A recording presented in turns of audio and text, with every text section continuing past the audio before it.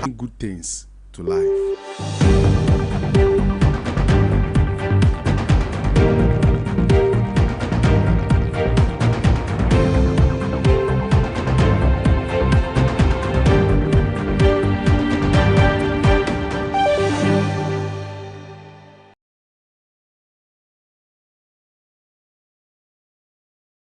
Good evening and thanks for joining us on today's news bulletin. This is the evening news coming to you live from our studios at the John Evans Fifiate Mills High Street in Accra.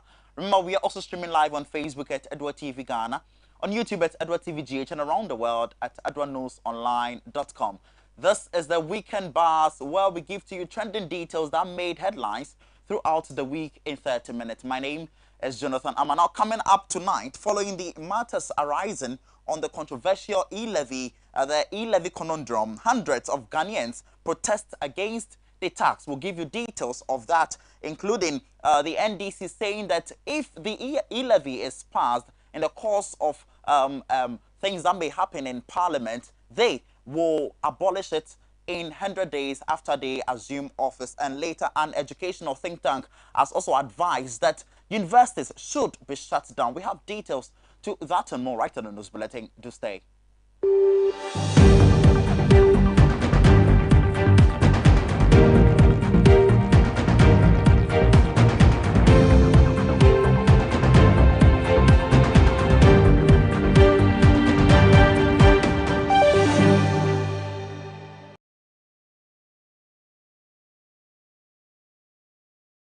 Staying with us, and just as always, this is your hub of comprehensive and compendous news.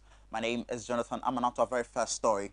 The Speaker of Parliament, Alba Somana Kingsford Bagman, has been petitioned to ensure that the electronic transactions levy is not passed, as well as the abolishment of what has been described as nuisance taxes. This comes after hundreds of Ghanaians poured onto the street of Accra to protest against the introduction of the electronic levy on Thursday, February 11, 2022. The demonstration was spearheaded by the youth wing of the National Democratic Congress.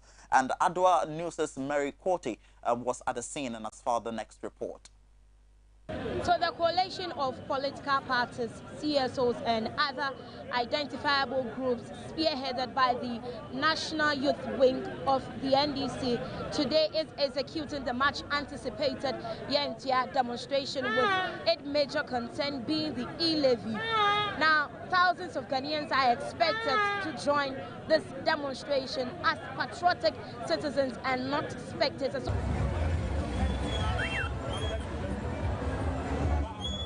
It's been greeted with several mixed reactions, agitations, and public uproar, which is almost dividing the country. It's a controversial electronic transactions levy, which was contained in the 2022 budget. Many Ghanaians are bemoaning the unbearable hardship if the taxes passed will impose on the populace. Thursday, February 10 is definitely going down in history as one of the days hundreds of Ghanaians poured onto the streets to protest against a tax to be introduced by the incumbent government. Clad in red and black with placards which had inscriptions like "Ekufuado, have mercy on Ghanaians. Where's the 240 million Ghana cedis you've borrowed?" among others.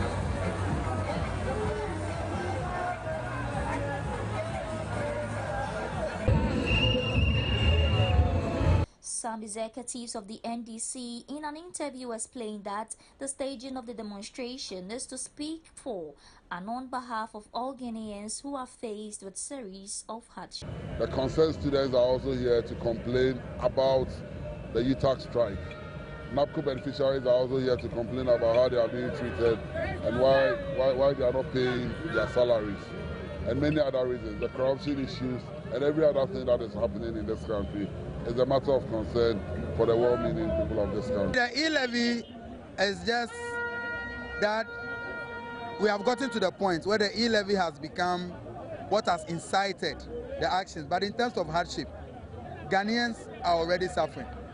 As I speak, I have seen taxi drivers who park their taxis because they want to protest against the increment in fuel. In the face of many increases in the cost of living, electricity prices are going up, water prices are going up, petroleum prices are going up, just about everything associated with life is going up, except the income of the Ghanaian people. In addition to that, government wants to impose on us a burden to extort from us.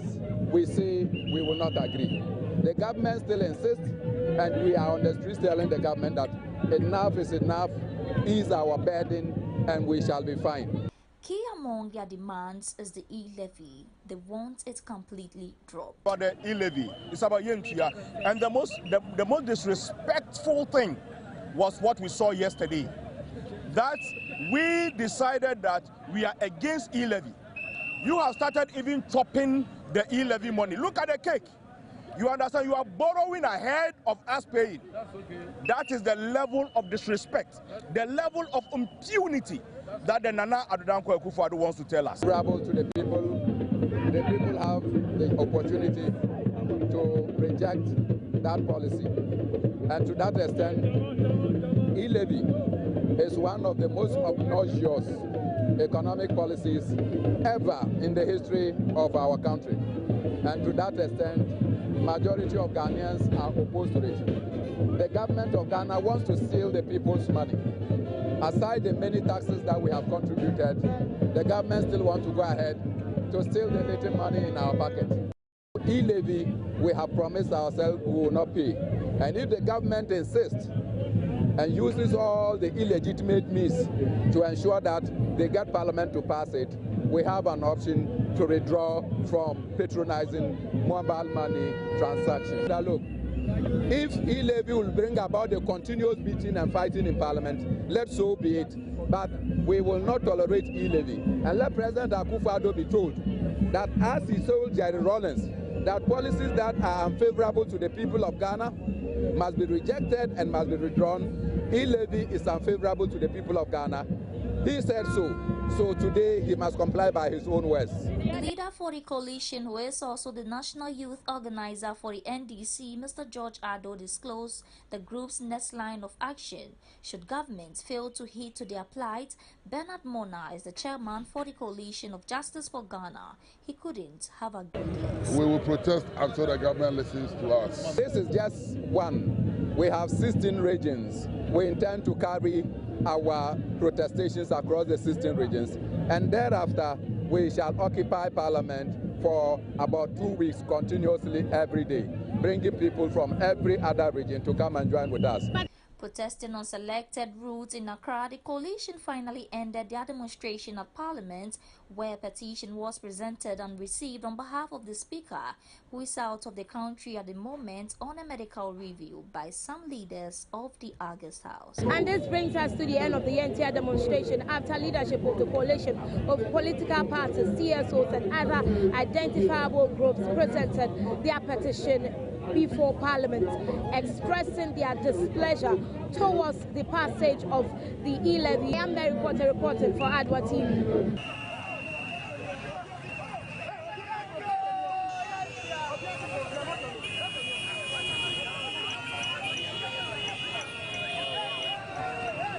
Were some excerpts of the Yentia demonstration that took effect in the course of the week. Let's still stay on the demonstration. Whilst responding to questions from the media, the General Secretary of the National Democratic Congress, Johnson Asiedu Nketia, has disclosed that if all efforts to get the bill dropped fails, the next NDC government will abolish it 100 days after resuming office. Is bad. But what to do with taxation and the type of taxation? Taxation is levied on production or value addition or service rendered. What service has government rendered to the users of money to qualify for any taxation? This is not taxation, it is daylight robbery.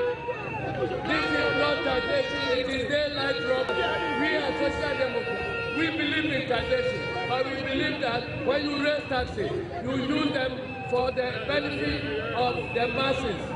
So you cannot raise taxes and be using the taxes in buying birthday cakes and be teasing the rest of Ghanaians that this is what you are going to use your money for. They have chopped all the money and they now want e-levy to use as a design for whatever they are investing. Let me tell you right here and now, in any unlikely event that this e-levy is passed, we will abolish it and it will be to be abolished within the first 100 days of the next administration.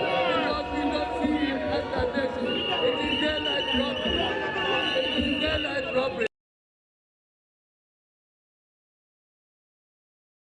There you have it. Now over to some matters regarding to COVID-19. The minority in Parliament has expressed dissatisfaction over what they describe as improper accountability for the COVID-19 expenditure in the country. According to the minority, in a press briefing, the minority has filed a private members' motion in the bill to constitute a bipartisan probe into the entire receipt and expenditure on COVID-19. Speaking to a press, Honorable Minta Akanda, Member of Parliament for Dwaboso constituency in the Western region, says if the vast difference between the amount indicated by the country director and the account of COVID-19 is something to go by, then the country has a serious problem. Last week, we heard the World Bank country director indicating that Ghana has been given not less than 560 million US dollars to fight COVID-19 in this country.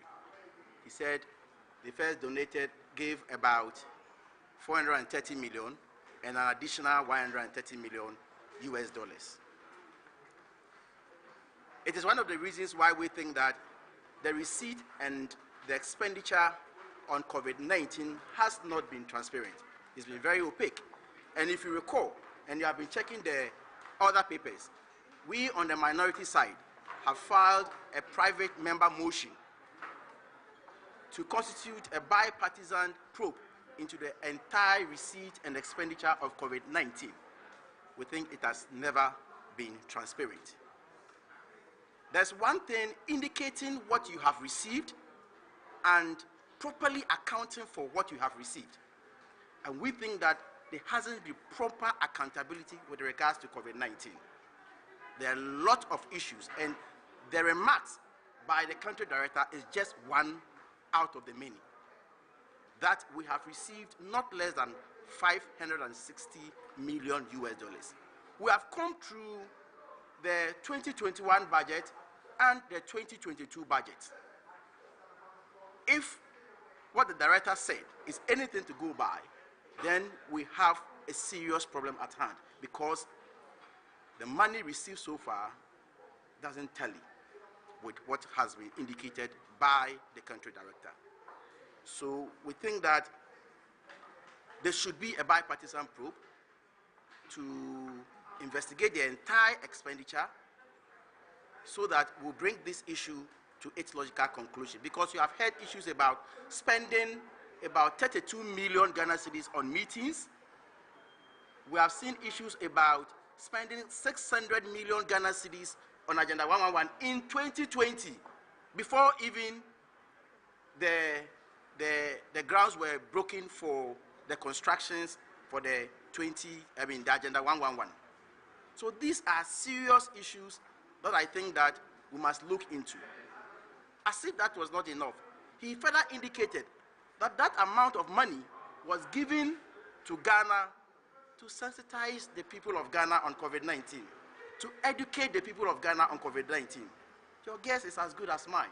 Some of you had to, give free slots to sensitize the people of this country without taking a dime from Ghana government. So what did they use the money for? From Parliament to some new development on the nationwide UTAG strike. On Tuesday, February 8, 2022, a meeting between the Ministry of Education and UTAG and other stakeholders ended in a stalemate, and it's expected to continue on Thursday, February 11, 2022. The meeting became necessary after the High Court ordered the National Labour Commission and UTAG to resort to an out-of-court settlement following a suit filed by the National Labour Commission. An educational think tank, Africa EduWatch, has asked government to shut down all public universities across the country until the striking teachers return back to the classrooms. It has been 22 working days since members of the University Teachers Association of Ghana UTAG embarked on an industrial action. The strike by UTAG is to demand better conditions of service, which university teachers have been pursuing for years now. The regulations guiding public universities indicate that where there are no teaching activities for 31 days after academic activities are to resume, the school must be closed down. On Tuesday, February 8, 2022, a meeting between the Ministry of Education and UTAG and other stakeholders ended inconclusively and will continue on Thursday. The meeting became necessary after the High Court ordered the National Labour Commission and UTAG to resort to an out-of-court settlement following a suit filed by the NLC. Africa Education Watch, an education think tank, has asked government to close down all public universities across the country until UTAG impasse is resolved.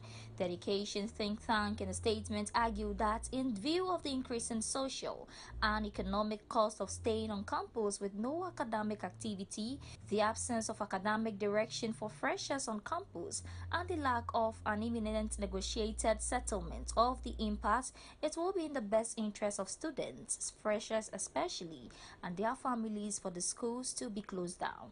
The strike was declared on January 10, 2022. Majority of students on campus are freshmen who have not even been matriculated. These freshmen have no academic direction since they arrived in the universities to meet a university community without academic activity or supervision by their lecturers and counselors due to the strike. Their continuous stay on campus without academic activity has economic and social consequences on them and their families back home, as they continue to incur expenditure they otherwise wouldn't have incurred if they were home. It added that on the labor front, 5 weeks of industrial action is yet to achieve any significant progress in negotiating a settlement to the impasse. EdWatch thus called on vice chancellors to close down all public universities until the UTAG strike is called off. Same vein, Secretary of the University of Ghana, Chapter of the University Teachers Association of Ghana UTAG, Professor Ransford Jampo, says it is almost impossible to settle the ongoing strike without the direct input of members of the union. He explains that the continuous meeting between the National Labour Commission and the leadership of the University Teachers Association of Ghana have always ended in a stalemate because the leadership have had challenges agreeing on negotiations during such discussions. His comments comes after a high court for a second time ordered the two parties to return to the negotiation table for an amicable solution to the impasse. Professor Jampo said the way forward is to allow the striking lecturers join leadership at every step of the processes. The caliber of people UTAG leadership preside over are university lecturers and professors. No decision is taken without the constituent, so whether a promise is made and accepted or not, it is contingent on the members. It appears many political elites do not get this. There is a fundamental misunderstanding of the full problem that we are grappling with. Now it is about the members and not the leaders, Professor Jampo said.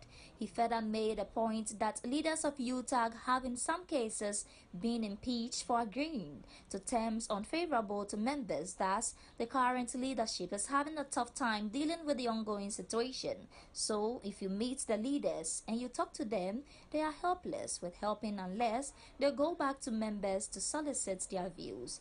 If there is a promise that is made, you would have to go back to the members. It is what they say that will be carried out. According to the secretary, it is more complicated and complex than we think, and for him, the best approach to handle this is for an effort to be made to reach out to members. The NLC and UTAG are still struggling to iron out their issues over the latter's 5-week-old strike. While the NLC has ruled the strike as illegal and ordered lecturers back to the lecture hall, UTAG defied the order while insisting on its due. UTAG has subsequently engaged the government through the Ministry of Education. The court on Thursday urged the parties to return to the engagement and adjourned to Tuesday, February 15, 2022. The two parties were previously told by the court to settle their impasse out of court. The NLC sued seeking the enforcement of its order, which was defied by public university teachers in the country. NLC earlier directed UTAG to call off a strike, but this directive was not adhered to. The teachers had defied the NLC's order while insisting on a resolution of their demands. The strike has brought academic work to a halt on public tertiary university campuses and threatens to distort the academic calendar. UTAG has been on strike since January 10 to force the government to restore the conditions of service agreed upon in 2012. The 2012 conditions of service purged the basic plus market premium of a lecturer at $2,804,042. UTAG has complained that the current arrangement has reduced its members' basic premiums to $997,084. From Dr. Some matters regarding Boko chieftaincy dispute, a civil society group anchoring democracy advocacy movement Ghana has petitioned the Inspector General of Police (COP) Dr. George Akufu-Dampare to ensure an absolute peace in Boko in the Upper East region. Anchoring democracy advocacy movement Ghana (ADAM GH) is a civil society organization that anchors proper democratic principles, ensures good governance, promotes the rule of law, fights for proper fundamental human rights, and resist corruption in the country. The 2003 Supreme Court decision is clear that the Zograna Azugri Ebugrago Azoka II is the legitimate and only paramount chief of Boko and president of the Kusang traditional area.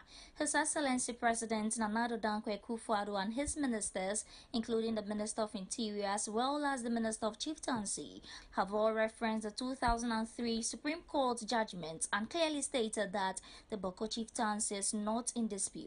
They added that anyone who undermines the authority of the Supreme Court ruling and the Boko Naba is a common criminal, and anyone who questions his legitimacy is engaged in illegality. Portions of the petition said the confidence Adam GH as a CSO and Ghanaians having the leadership of the Inspector General of Police (IGP) due to his commitment to ensuring law and order in Ghanaian society needs to reflect the Boko situation to bring a lasting solution to the area. It further went on to say Adam GH is one of the CSOs that openly commend the great leadership style which could easily be accessed online. What then stops the police service from arresting the man in Boko who self-styles as the regent and puts his palace by the roadside with the inscription Original Boko Naba and his accomplices? The self-styled regent of Original Boko Naba as well as his agents and accomplices parade on social media and public fora with mischievous theories and insults that undermine the authority of Ghana's Supreme Court and Boko Naba, and not clearly in contempt of the Supreme Court ruling. Part of the statement reads, the group bemoaned that this is happening because of lack of enforcement of the law by the police administration, since these people are seen in videos threatening the security officers in the meeting with the so-called Original Boko Naba's palace, and stating categorically that there will never be peace in Boko if their wish is not granted regardless of the Supreme Court decision. According to the petition, openly the President of the Republic has shown good leadership on Boko issue, but the law enforcement agencies do not seem to be helping the situation and have failed the people of Ghana, especially those in Boko, which led to the needless loss of innocent lives, including the promising young police lady. In fact, information we gathered from Boko makes us believe that the police has not only failed or refused to arrest the criminals who caused the aggression and the violence, they also escort the criminals or aggressors to and from Togo and Burkina Faso to bring in logistics that was on its nearby checkpoint.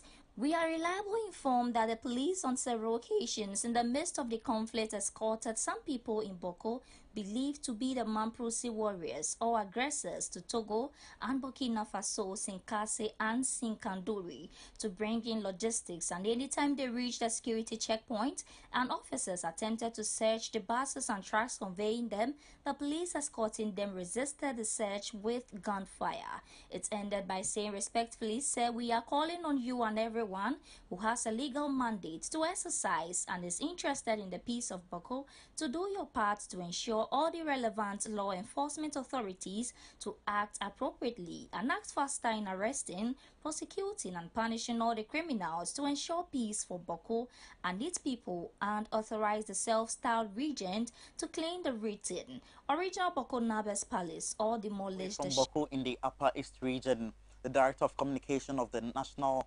Patriotic Party, NPP, lawyer Yao Wabena Samoa, in a presser on February 9, 2022, stated that the rating agencies, including Fitch Rating, in their report have deemed the e-levy to be an important act of Ghana's economic recovery efforts. Mr. Samoa also stated that the growth of the economy had recovered beyond 4% as it were in the year 2021. However, the rating agencies have accepted and adopted that the 20% cut by the government is important for the growth of the economy. Important thing is that the international community has noticed. Civil society is participating. That notice from the international community about the e-levy and otherwise, and the loud, raucous noises, is what has led Fitch, Moody's, Standard & Poor to give mixed reviews to Ghana in their latest round of assessments. Now, those assessments are meant to test economic health, but they take major account of political temperature on which the economic health depends. So all the rating agencies believe our economy is inherently sound. It's important. Our economy is sound based on strong performance pre and during the pandemic. Pre and during the pandemic. Don't forget that before the pandemic, we grew from 2016 up to 2019 at an average almost at 7% per annum of GDP. And so that soundness, that inherent soundness was what supported us to stay in focus and not drop into negative growth in the year COVID was very, very high. We managed to sustain ourselves at 0.4%. So how do we get out? Even as at last year, our economy had rebounded and growth had hit beyond 4%. Now, the rating agencies believe that e-levy could be a very important part of that recovery. They are saying it in their reports. They believe the e-levy, when passed, could be a very important part of our recovery efforts. They've also accepted that the 20% cut. That was Yao Boabena Samoa, the Communications Director of the New Patriotic Party. Now to some business updates. The Ghana Revenue Authority, GRA, has commenced the implementation of some 6 tax reliefs introduced by the government as part of efforts to cushion taxpayers against the impact of COVID-19 pandemic and support efforts by small and medium-sized businesses to create jobs. The implementation of these reliefs is a request of the government to help alleviate the burden on taxpayer due to the outbreak of the COVID-19 pandemic. The GRA believes that by granting these reliefs, the government would be sacrificing part of the revenue which should have accrued on the state through taxes in a trade-off meant to revive businesses as well as encourage individuals and firms to fulfill their tax obligations. The new reliefs implemented by the Ghana Revenue Authority included the exemption of people whose annual income are up to 4,500 or 375 Ghana cedis a month from paying taxes, as well as the suspension of the payment of vehicle income tax on selected vehicles, including the intra-city commercial vehicles and intercity or long-distance buses. The Ghana Revenue Authority will also limit the application of flat-rate value-added tax scheme to businesses whose annual income is up to 500 Ghana cedis. The other reliefs include the waiver of interest and penalty on tax arrears for all categories of taxpayers, the reduction of the withholding tax on gold export by small-scale miners by 50%, and the exemption of local textile manufacturers from paying VAT. The Ghana Revenue Authority believes that by granting this release, the government would be sacrificing part of the revenue that should be incurred on the state through taxes in a trade-off meant to revive businesses as well as encourage individuals and firms to fulfill their tax obligations. The authority hopes to raise the market share of domestic manufacturers from the current 20 to 50% by 2025 through this new release, and also amount double employment in the textile sector for the current 2,500 to 4,500 by 2025. It also plans to use the policy to revive small-scale mining sector's contribution on the Ghana Revenue Authority on the new tax relief. Well, on that very note, this is how far would come to you with the evening news right from our studios at the John Evans 50th Mills High Street in Accra. For more news, do well to log on to our website on adoanewsonline.com. Until then, my name is Jonathan Armah. It is the month of love, the month February. Let's show some love to all the destitute, to all the people out there, our loved ones and all. Until then, have a good evening.